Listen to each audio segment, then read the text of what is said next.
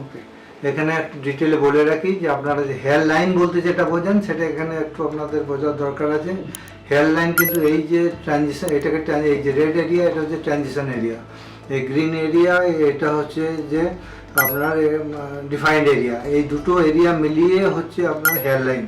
তো এই দুটোকে তৈরি করা হচ্ছে যে স্পেসিফিক ডিজাইনের দরকার হয়। এই যে হেয়ার লাইন এটা সবসময় কিন্তু স্ট্রেট লাইন হয় না, একটু জিগজ্যাগ প্যাটার্নে হয়, যেটা আমরা এখানে একটু দেখিয়েছি, এটা ওইভাবে করা হয়।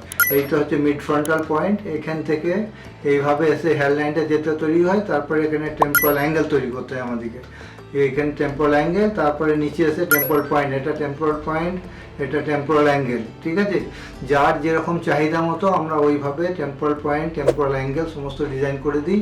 আর এই হেয়ার লাইনটা স্পেসিফিক্যালি যেটা আমরা বলি, এটা একটা ইরেগুলার হেয়ার লাইন হয়, এটা কোনো স্ট্রেট লাইন হয় না। এটুকু আপনাদের আইডিয়ার জন্য বলি, এইভাবে আমরা তৈরি করি। হেয়ার লাইনের শুরুর দিকে সামনেটার একটু ডেন্সিটি একটু কম রাখতে হয়, সফট হেয়ার দিতে হয়, যত পিছন দিকে যাই আমরা ডেন্সিটি তত বাড়াতে থাকি, সেইভাবে আপনার ওটা ন্যাচারাল হেয়ার যেটা গ্রোথ হয় সেই রেজাল্টটা আমরা পাওয়া যায়। সুতরাং হেয়ার লাইন সম্বন্ধে আপনাকে একটু জানতে হবে যে এটা কী জিনিস, এটাই হচ্ছে মূল কথা হেয়ার লাইনের।